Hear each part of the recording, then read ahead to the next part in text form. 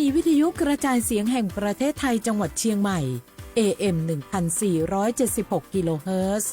สถานีวิทยุภาคภาษาชาติพันธุ์แห่งเดียวในประเทศไทยที่มีความทันสมัยเชื่อถือได้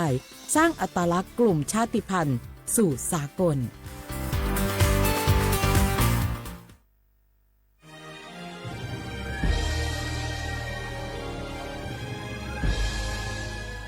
เกิดเป็นคนไทยเติบโตบนผืนแผ่นดินไทยจงภูมิใจในความเป็นไทยชาติไทยเรานั้นนับเป็นชาติที่มีความเป็นมาเก่าแก่ยาวนานเรามีภาษาวัฒนธรรมและมีสิ่งต่างๆที่เป็นเอกลักษณ์ให้เราได้ภาคภูมิใจในความเป็นคนไทยเราควรเห็นคุณค่าและมีความรักชาติหวงแหนแผ่นดินอันเป็นมรดกของบรรพชน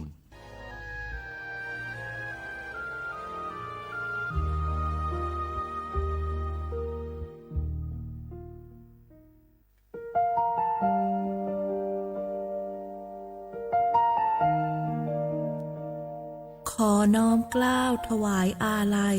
สมเด็จพระพันปีหลวงพระแม่แห่งแผ่นดินผู้ทรงเมตตาเหนือเกล้าขอพระองค์เสด็จสู่สวรรคาลัยข้าพระพุทธเจ้าข้าราชการและเจ้าหน้าที่สถานีวิทยุกระจายเสียงแห่งประเทศไทยจังหวัดเชียงใหม่กรมประชาสัมพันธ์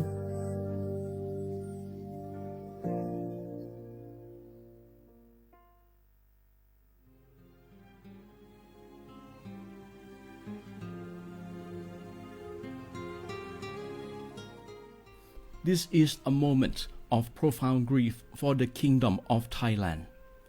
We,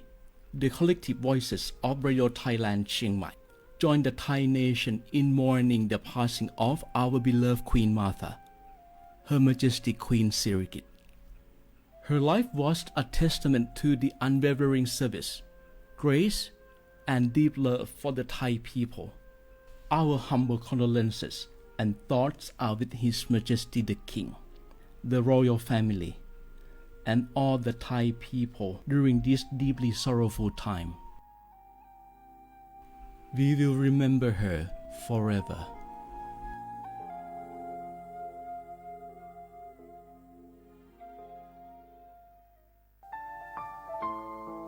เฮาข้าพี่น้องเจ้าคือไตมีตั้งหม่องเจอ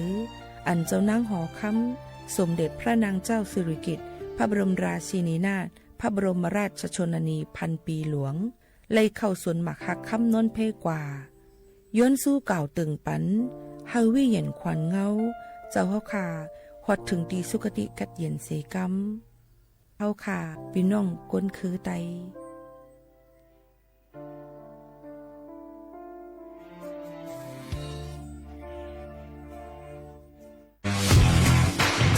รัฐบาลไทยประกาศสงครามสแกมเมอร์รัฐบาลจึงได้ประกาศสงครามกับสแกมเมอร์ในฐานะที่สแกมเมอร์เป็นวาระแห่งชาติและในวันนี้ผมก็ได้ใช้โอกาสนี้มารายงานความคืบหน้าและเน้นย้ำถึงสิ่งที่เราต้องร่วมกันทำต่อไปรัฐบาลได้จัดตั้งคณะกรรมการอำนวยการป้องกันและปราบปรามอาชญากรรมทางเทคโนโลยีขึ้นมาโดยมีผมเป็นประธานด้วยตนเองเพื่อให้ทุกหน่วยงานทำงานไปในทิศทางเดียวกันเราได้มีการลงนามบันทึกความเข้าใจระหว่าง 15 หน่วยงานหลักทั้งภาครัฐและภาคเอกชนตลอดจนสถาบันการเงินเพื่ออุดช่องโหว่ทางการเงินและตัดเส้นทางเงินของกระบวนการอาชญากรรมเหล่านี้ให้สิ้นซากรวมพลังคนไทยต้านภัยสแกมเมอร์นายอนุทินชาญวีรกูลนายกรัฐมนตรี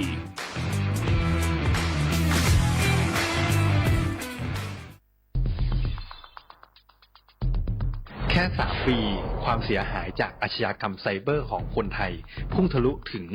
94,000 ล้านบาทหรือเฉลี่ยปีละ 30,000 ล้านบาททุก1ชั่วโมงเราเสียเงินกว่า 3.4 ล้านบาท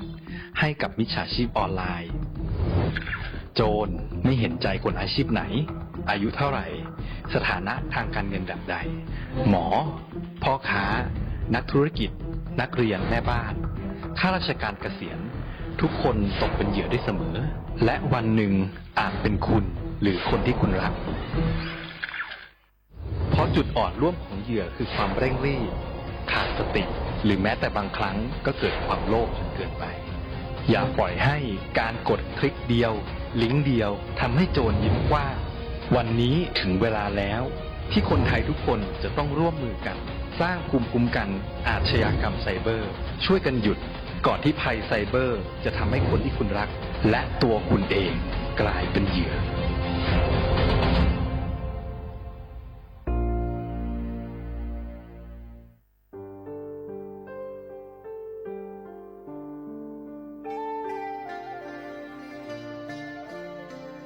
มูลนิธิร่วมจิตน้อมเกล้าเพื่อเยาวชนในพระบรมราชินูปถัมภ์ขอเชิญชวนผู้มีจิตศรัทธาทุกท่านเข้าร่วมบรรพชาอุปสมบทหมู่93รูปเพื่อน้อมรำลึกในพระมหากรุณาธิคุณและถวายเป็นพระราชกุศลแด่สมเด็จพระนางเจ้าสิริกิติ์พระบรมราชินีนาถพระบรมราชชนนีพันปีหลวงผู้ทรงพระคุณอันประเสริฐองค์พระบรมราชินูปถัมภ์มูลนิธิร่วมจิตน้อมเกล้าเพื่อเยาวชนจึงขอเชิญชวนบุคคลที่มีอายุ20ปีขึ้นไปร่วมอุปสมบทหมู่ระหว่างวันที่27กุมภาพันธ์ถึง9มีนาคม2569ณ วัดเทพประธานอธิพรอำเภอสอยดาวจังหวัดจันทบุรีทั้งนี้รับสมัครตั้งแต่วันที่19ธันวาคม2568ถึง31มกราคม2569โดยไม่มีค่าใช้จ่ายหรือร่วมบริจาคสนับสนุนในโครงการได้ที่ชื่อบัญชีมูลนิธิร่วมจิตน้อมเกล้าเพื่อเยาวชนธนาคารไทยพาณิชย์เลขบัญชี404-204-2266สอบถามเพิ่มเติมได้ที่มูลนิธิร่วมจิตน้อมเกล้าโทร08-04-24-2439และ08-5114-8900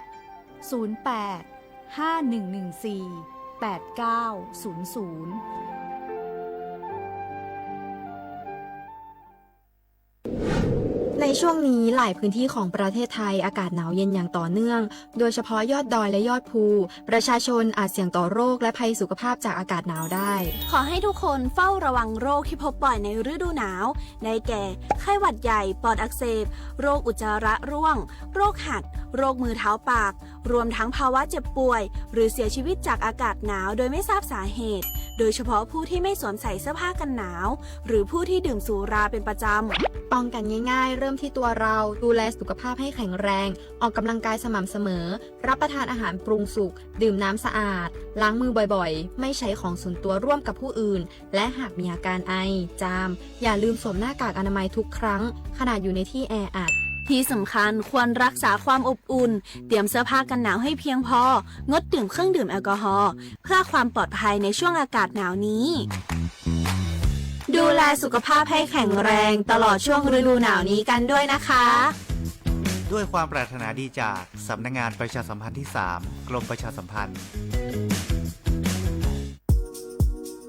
30 บาทรักษาทุกที่เจ็บป่วยเล็กน้อยอาทิมีไข้ไอเจ็บคอปวดข้อเจ็บกล้ามเนื้อใช้สิทธิ์บัตรทอง30 บาทปรึกษาเภสัชกรและรับยาตามอาการ32รายการไม่เสียค่าใช้จ่ายเพียงยื่นบัตรประจำตัวประชาชนที่ร้านยาที่มีสติกเกอร์30 บาทรักษาทุกที่หรือร้านยาคุณภาพของฉันให้บริการดูแลอาการเจ็บป่วยเล็กน้อยสอบถามเพิ่มเติมโทรสายด่วนสปสท1330 24 ชั่วโมงหนึ่งเสียงของท่านมีความหมายต่ออนาคตประเทศการเลือกตั้งคือโอกาสสำคัญที่ประชาชนจะได้ร่วมกำหนดทิศทางบ้านเมืองขอเชิญชวนพี่น้องประชาชนผู้มีสิทธิ์เลือกตั้งทุกท่านออกไปใช้สิทธิ์เลือกตั้งปี 2569 เลือกคนดีเลือกผู้แทนที่ตั้งใจทำงานเพื่อประโยชน์ของประชาชนบดีปล่อยให้เสียงของท่านเงียบหายเพราะประชาธิปไตยเริ่มต้นที่การไปใช้สิทธิ์ร่วมกันไปเลือกตั้งอย่างพร้อมเพรียงกันวันอาทิตย์ที่8กุมภาพันธ์2569 8 โมงเช้าถึง 5 โมงแลงใช้สิทธิ์ใช้เสียงเพื่ออนาคตของประเทศไทย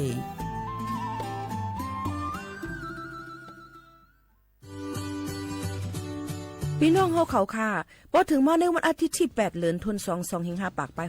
69พี่น้องเฮาเขาจะเจออันเลยเป็นเจอเคอไทยสัญชาติไทยเย้าอย่าไปลืมก่อยหย่อนเนแคบกลางเจอกว่าเลือกตั้งอองตีมีจือเฮาขานั่นเลยค่ะข้าวย่ำ8:00 นกลางในต่อถึง5:00 นไว้วันค่ะอ้อคักตอนง่ายๆค่ะเดเจอวัดไว้กับตัวอันเดียวกุ้ย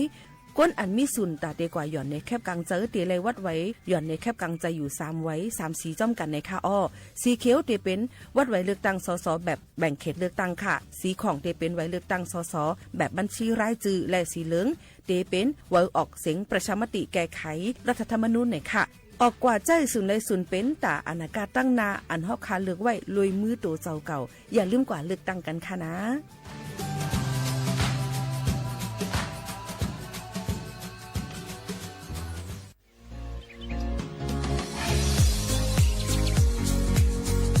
จอมหนังเปิงมติครม.มือวันที่29เดือนธันวาคม25ปากไป67เ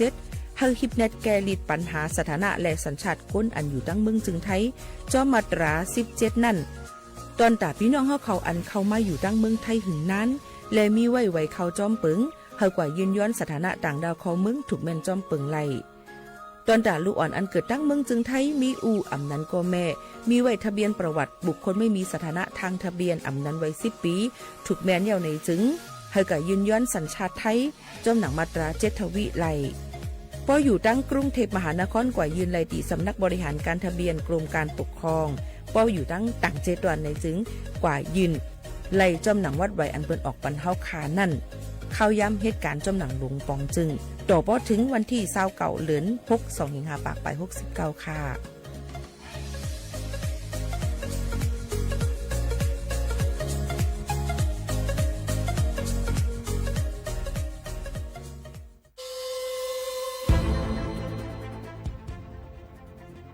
ย้อนผิดหมอกพี่น้องเขามาโฮมเป็นจุ้มเหลียวกันดังเจดอนเก้งใหม่โฮมกันแกลิดปัญหาไฟไหม้ป่าเถินหมอกก้อนก้องก้อนมูและฝุ่นเล็กๆ PM 2.5 ค่ะสั่งว่าโชพันไฟไหม้กับสืบกว่าตึงลาดไลตีอองตีแกลิดปัญหาไฟไหม้ป่าเถินและหมอกก้อนเจดอนเก้งใหม่หมายโฟน 0531128808 ในค่ะอ้อเจดอนเก้งใหม่ค่ะออกปักเปิงหมายมีเฮกังแกลิดปัญหาหมอกควันก้องควันโมและฝุ่นเล็กๆ PM 2.5 เนื้อปืนตีเหลออันอ่ำเลยคว้างเฮาเผาผ่านมาดีแอปพลิเคชันไฟดีห้ามเผากำเร็วในนั้นค่ะอย่าไปเผาล้าอ่ำว่าได้เป็นตีกลางปางอองตีห้ามเผาเกยยุกยักไม่ดอกกูอันในค่ะแต่เอาวันที่1เดือน1อิงเกรด2เหงปลาย26ต่อถึงวันที่31เดือน5 2เหงปลาย26ในผู้เหลอเผอเฮ็ดผิดปักเปิงเตญาตัวตามตั้งผิดจำหนังปักเปิงหมายมีกำเหลวในนั้นค่ะเลยตั้งมุมมองไฮลีเซห้องการฐานฐาหน้าก่อกับสืบเจดอนเก้งใหม่มาโฮมเป็นจุ่มเหลวกันดังเจดอนเก้งใหม่โฮมกันรักษาสภาวะฟิงตื้นเป็นเฮ็ดให้จันล้มถวยเจออันลีต้องฟ้าเสียนเสออ่ำมีหมอกกวนกองกวนโม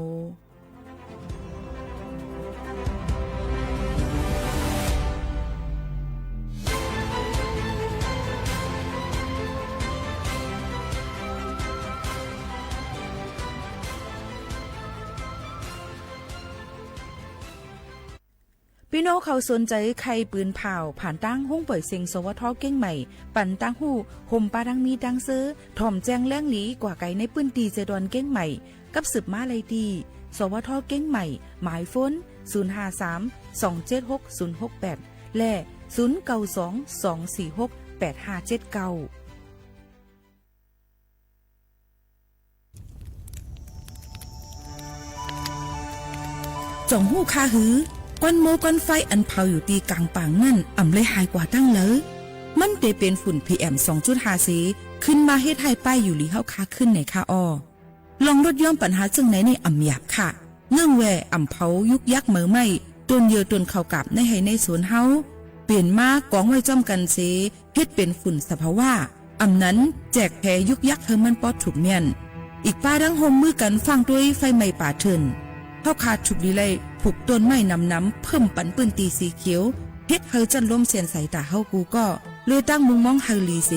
ฐานหน้ากอกับสืบปืนเผาตี3กรมประชาสัมพันธ์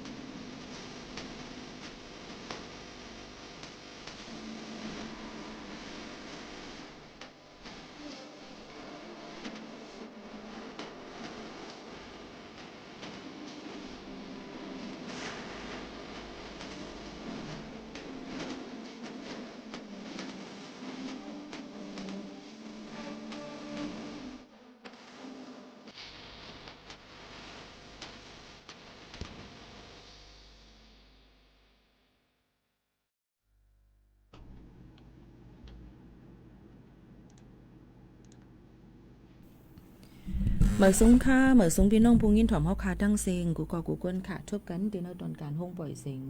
สวทเก้งใหม่ AM 147กิโลเฮิรตซ์ค่ะเมื่อในก็ฮบทุบจอมปอแม่พี่น้องเฮาเขาเสอยู่จอมเขาหมูเขานุ่นเป็นอุ้ยก็อุ้ยแซปอแม่พี่น้องเฮาเขาอยู่จอมกันที่ในเมื่อในถึงมาในวันพุธที่28เดือนธันวาคม2หิงปลาย26ปีพุทธศักราช2หิง5ปากปลาย69ปีใต้2หิง1ปากปลาย20ปีก็จาก1หิง3ปากปลาย87คู่นี่นะคะเป็นมาเหลิน3หมื่น10คำหบทุบจำกันในวันเมื่อในเฮาพี่น้องเขานั่นมีลองดังกระจืนยันเจออยู่ลีเกนหวานกูก็กูกวนสีกำในนั่นค่ะก็ฝากถึงปอแม่ปีน้องๆเขาซึ่งหนังไหนหนังคือบ่ได้มีลองดังซื้อเจอกันนั่นนี่ค่ะวันเมื่อในก็หบทุบจำกันยาวในนั่นค่ะค่ะเฮาปอแม่ปีน้องๆเขาในนั่นค่ะมาถ่อมจำกันสียังตึกอยู่ในวงวางตีกำไม้กำกัดอยู่อำดีกินน้ำมันใกล้ๆเป็นอยู่ก็ค่ะเฮาพี่น้องเขานั่นดูหลอมได้ถึงลองป้ายอยู่หลีบอมแม่พี่น้องเขาจ้อมในนั่นฝากตอนจุดถึงกูก็กูกวนเจ้าหนังไหนค่ะเมื่อในอ่ำเลยมีโมเขานุ่นก็เหลียวก้วยค่ะนะมันยังมีป้าแทงเลยค่ะน้องๆอันนี้มาฝึกการเฮาคาในอ่อนกันกว่าตรงตักจำน้องๆเขาก่อนว่าจื้ออีสังอยู่ดีแล้วมาเหตุการณ์จอมเฮาคาในกะหือเหย่าในค่ะมือซุ้มค่ะไม่สุงค่านั่งจื่อบัวทิพย์ค่ะนั่งเป็นนักศึกษาฝึกงานจากมหาวิทยาลัยราชภัฏเจียงไฮ้เจ้าค่ะก็เตไม่อยู่เลยวันนับถอยหลังอ่ะเนาะเจ้าใจหายเหมือนกันในค่ะน้องๆเขาก็มาฝึกการอยู่ที่ห้องปล่อยเสียงตีในแล้วก็มาเฮียนฮู้หลายรองหลายอันแล้วก็มาหลัดความภาษาความใต้จอมเฮาขาดีในนั่นค่ะพี่น้องเขาก็อย่าลืมปันแย่งน้องๆเขาอันเป็นหนอแดนคือเฮาขาจอมไหนค่ะเมื่อในน้องบ่ทิพย์เอาอีสังเขาเงาอีสังมาฝากปันพี่น้องผู้ถ่อมยินเขาค่ะค่ะเมื่อในก็จะมีกลโกงโดนหลอกแถบแนวเจ้าแล้วก็ข่าวแจงจับตามหาคนหายคดียาบ้าเจ้าแต่ตอนนี้มาดูค่าฝุ่น PM ก่อนว่าเต้ค่าฝุ่น PM 2.5 กันก่อนว่าตั้งใจดอนเก้งใหม่และหิมห้อมเฮาค่ะเปลี่ยนไว้จังหือพองไหนค่ะเจ้า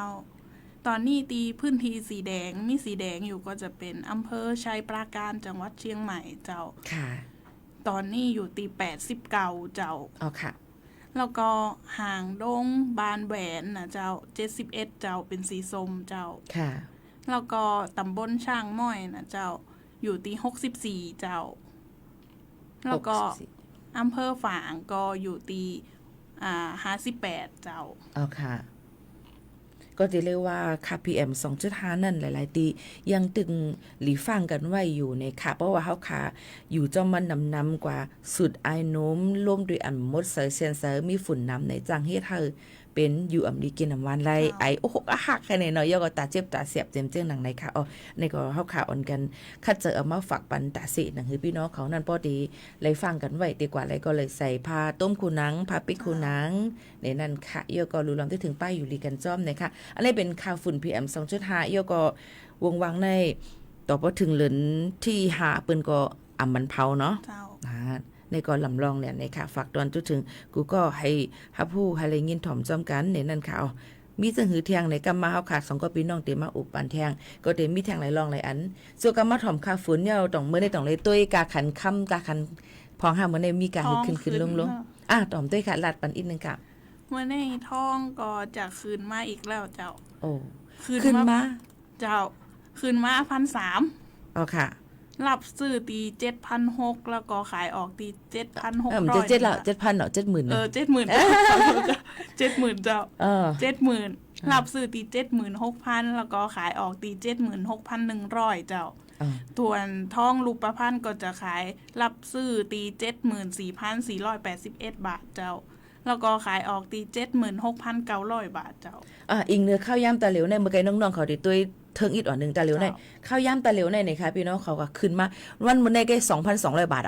คือดีขึ้นแทงแล้วค่ะก็จะเรียกว่าขายออกในคำแตงก็ 77,000 แล้วก็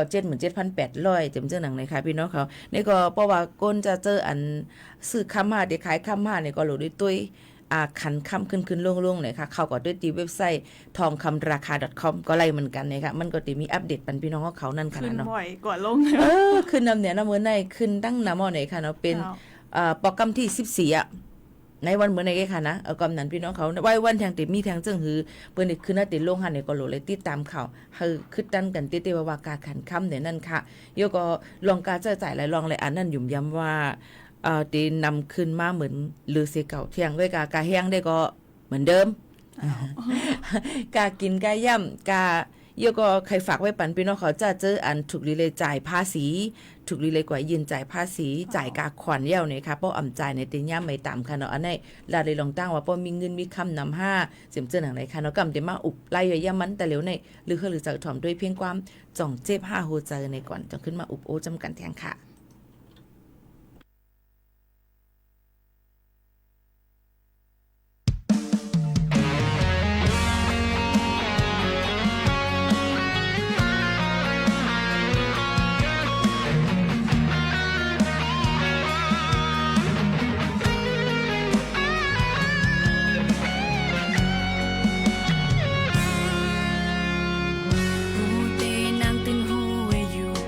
เอามือว่าขึ้นมาเป็นเมื่อในอำไล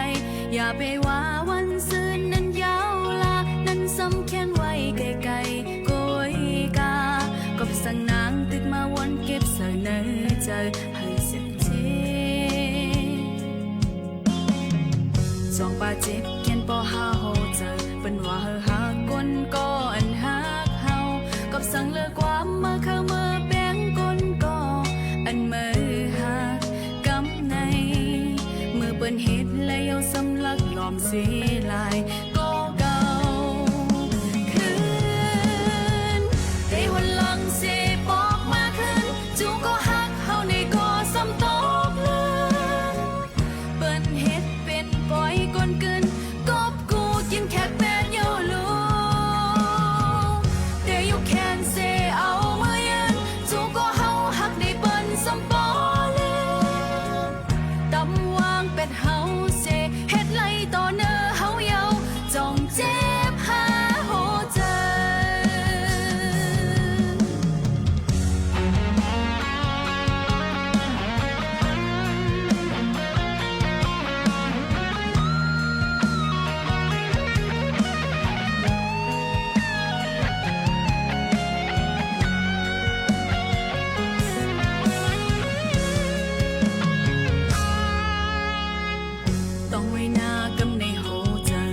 อย่าไปลึกก้นก็อันมือหักก็เลยเหมือนก้นวันซึ้นกำลึนขึ้นเลยเตอเจอก้อยนาคุยเจอปันก็หักเข้ามาเสได้สิหาโอ้ยได้วันหลังเสปอกมาขึ้นจูก็หักเข้าในก็ซ้ำตกเลือนเปิ้นเฮ็ดเป็นปล่อยก้นกึนกบกูกินแค่เสเอามายืนจูก็เฮาหักในเปิ้นซ้ำปอเลตำวางเป็ดเฮาเสเฮ็ดไล่ต่อเนื้อเฮาเยาจ้องเจ็บหาโหเจอเอวลังเสปอกมาขึ้นจูก็หักเฮาในก็ซ้ำตกเลือนเปิ้นเฮ็ดเป็นปล่อยก้นกึนกบกูกินแค่แปดเยาลูแคนเสเอามายืนจูก็เฮาหักในเปิ้นซ้ำปอเลือนตำวางเป็ดเฮาเสเฮ็ดไล่ต่อเนื้อเฮาเยาจงเจ็บหาโหเจอจงเจ็บจงเจ็บหาโหเจอจงเจ็บ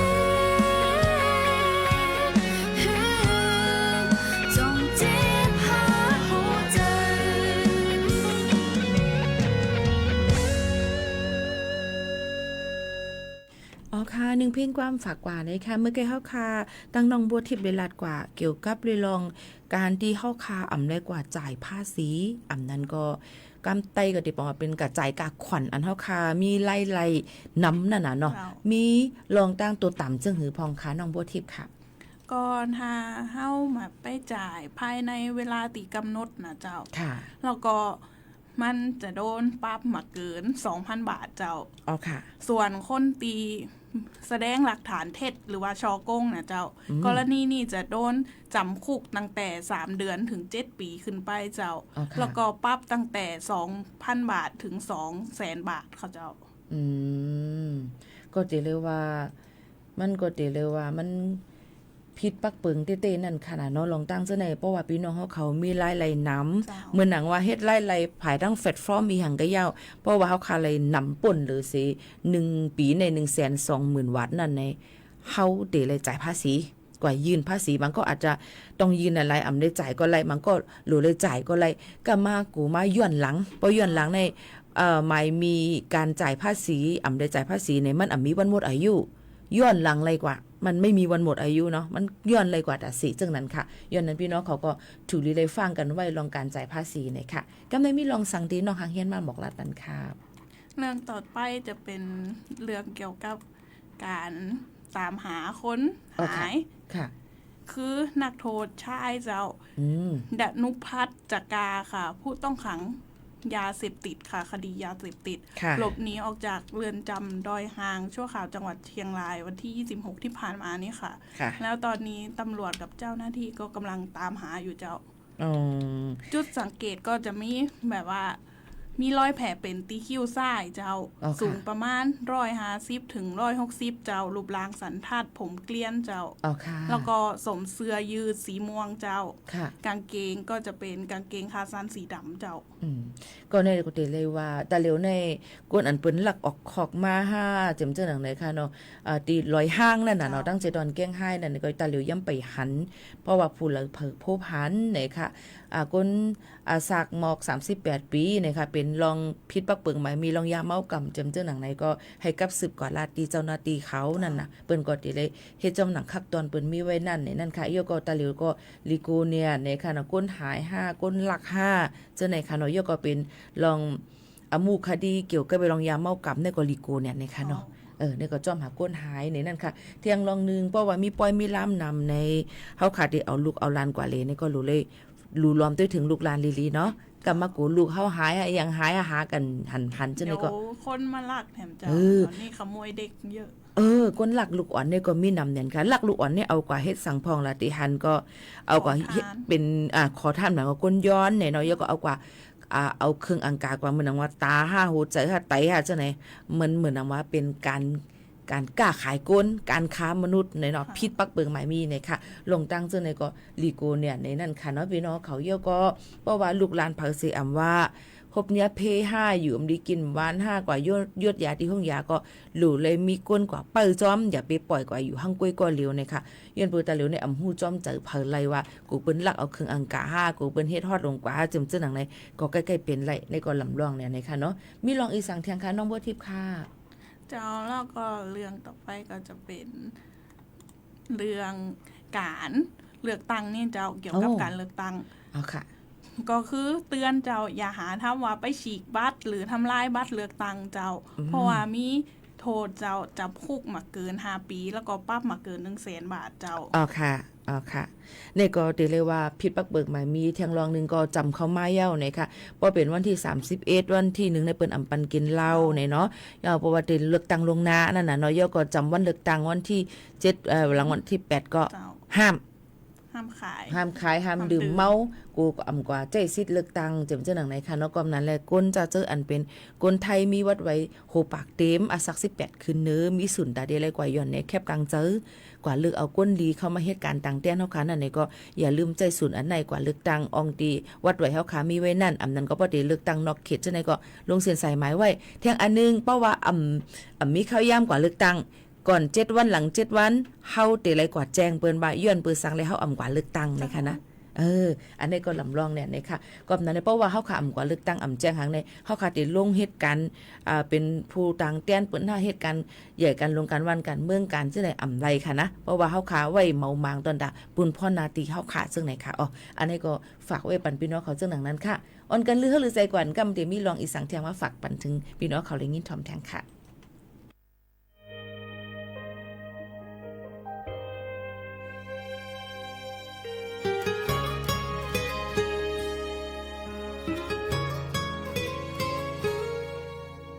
โดยปับเยี่ยมวันข่าวยามสิ่งสูดหมดกว่าหลายปีหลายวันเยาลองกันเก่าฮักมาในเหมือนเก่าพอวันหนึ่งมาได้ขึ้น ปอกมือหาหึงนานเยาทางที่ไล่ทบขึ้นทางมาอยู่สั่งหันกันแจ้งคำนี้ที่ต้องขึ้นไล่อยู่ห่างทางยุ่มทางคู่หาซื้อวันเก่าสั่งหันกันแจ้งคำนี้ที่เก็บซิมไว้อยู่ห่างทางหักมานั่นคือมันไว้หือ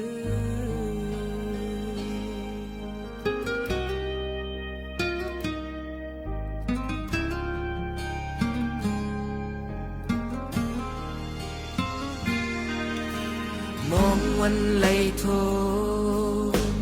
มือก็ตีวน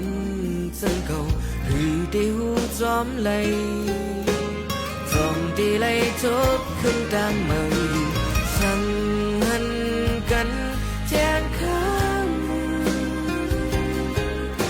ที่ต้องขึ้นไหลอยู่ห่าง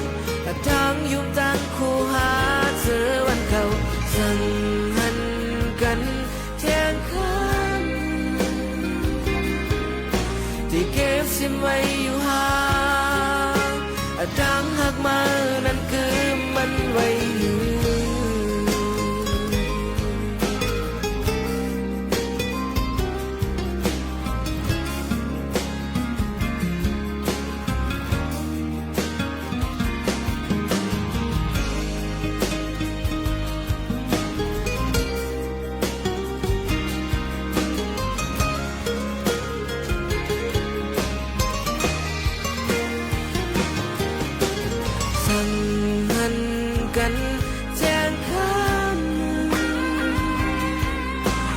ต้องขึ้นไล่อยู่ห่า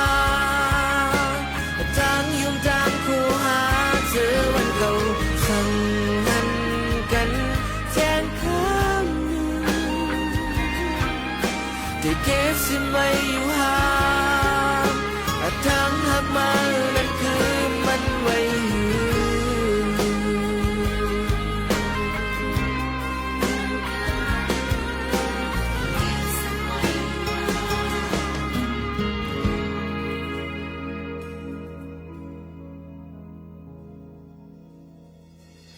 สั่งหันกันแทงข้ามหนึ่งที่ต้องขึ้นไล่อยู่ห่างทั้งยุ่มทั้งคู่หาเจอวันเก่า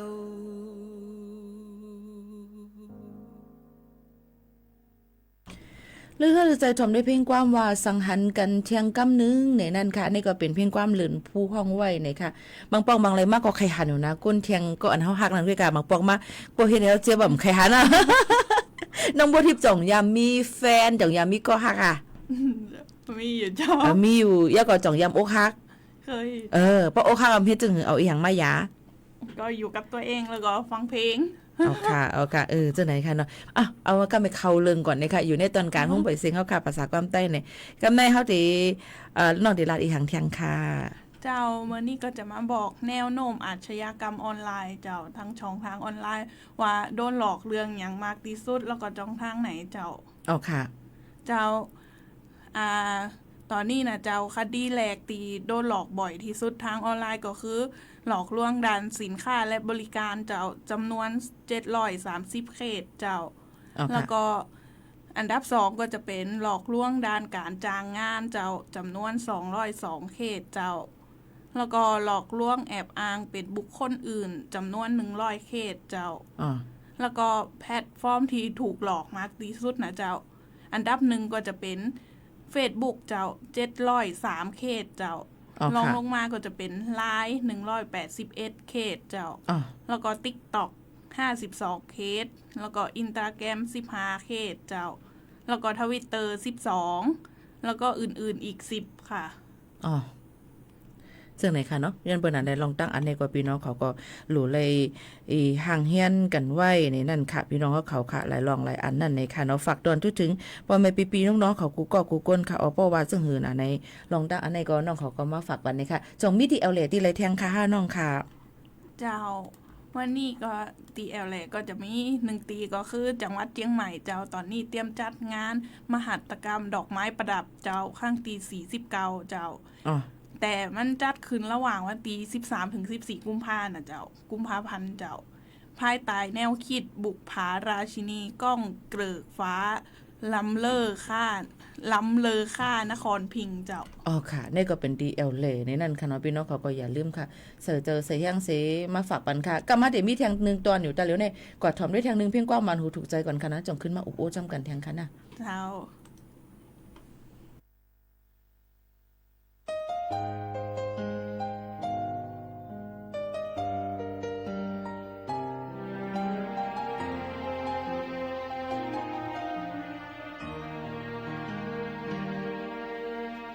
หัวใจหักอ่อนได้อยู่ไว้หิมจำมันก็เหงาสู่แคบค้างสุดใจหักปันเพิ่งมันเลยยุบยมสั่งปล่อยให้เพิ่งมาจึงเข้ายาหิมเอาได้เปิดจอมแค่โดยถึงขิงมอยใจไหลได้ไปลุ่มลาปันเพิ่งได้ใครสนใครเก่าใครยากก็หัวใจได้ฮักกึมมันไว้อยู่ได้สืบได้ฮักพาดยานมาต่อโจถึงสุดปันเป็นสังเป็นบ่มีมาผัวจัดปานไงโกสังเดต่อสู้ตั้งนะจะหักเป็นเอ็นแห้งหักสุภาพกันเสียงสูงเดมีหิมจำจุงยิบมือกันพาโดนโจต่อสุดปานหักสุภา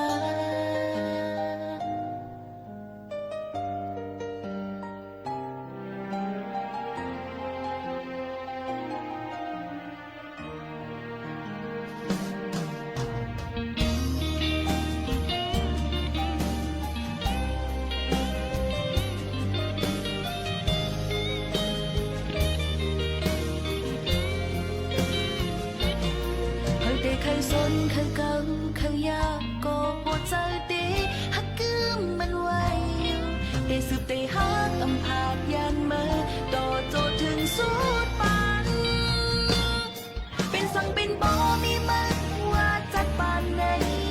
โกสังเดต่อสู้ตั้งนะจะขับเป็นเอ็นแห้งหักสุภาพกันเสียงสูงเดมีหิมจำจุงยิบมือกันพาโดนโจต่อสุดปานหักสุภาเป็นสังเป็นบ่มีมาเพราะว่าจัดปานไหนโกสังเดต่อสู้ตั้งนะจะหักเป็นเอ็นยังหักสุภาพกันเสียงสูง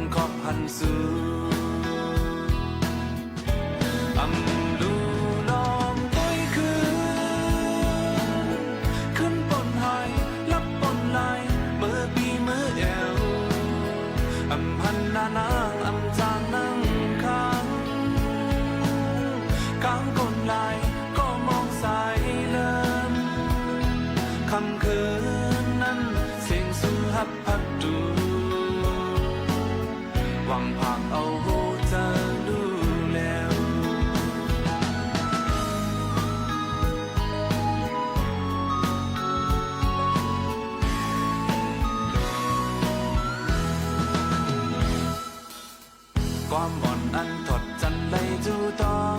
มจอมกว่าให้แดกยายไปหมดเจ้าเก้าอ่อนก็โหนคือห่างภายหลังปอกมือก็ลีมือเยาดินนักลักลินโอกำบ้านอ่อนหาก็ตำเจอตำวางละเจอฮักเป็นสื่อดูหน้าอับจังจันจางก็ใจไปเจิงหือไหลเงินแกนมอขอความฮักอันอ่านตัดลากัดกว่าไหลคำคืนยามนั้น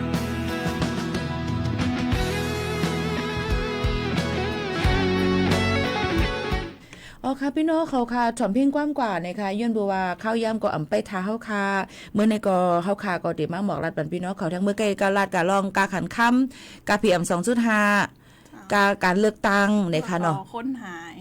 าย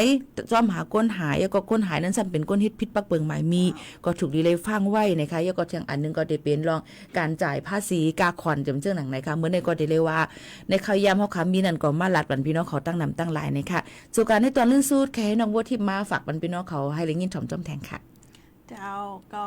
ช่วงนี้ก็ฝากระวังมิจฉาชีพไว้เจ้าเพราะว่ามันหลายรูปแบบก่อนจะโอนเงินหรือแบบฮือของไขแบบนั่งบานเจียก็เช็คให้ดีๆก่อนเจ้าอ๋อค่ะเนี่ยก็ติเลยว่าลำลองเนี่ยในขณะลองตั้งซึ่งหนังไหนในค่ะกว่าเลยไปไล่เช็คก่อนไว้กูลองในลำลองหรือสิปืนแนวในนั่นค่ะก็มาฝากตัวให้พี่น้องเขานั่นฟังอยู่ฟังกินกว่าเลยไปเลยก็ให้รถเพเข็นกันกูก็กูก้นไหนค่ะเมื่อในเฮาค่ะ2ก็พี่น้องค่ะเฮาปีหมู่ขาวนุ่นค่ะน้องบัวทิพย์ค่ะผัดยันพี่น้องเขามื้อก่อนจ่องขึ้นทบกันเที่ยงมื้อพุกค่ะใบซุงค่ะใบซุงค่ะ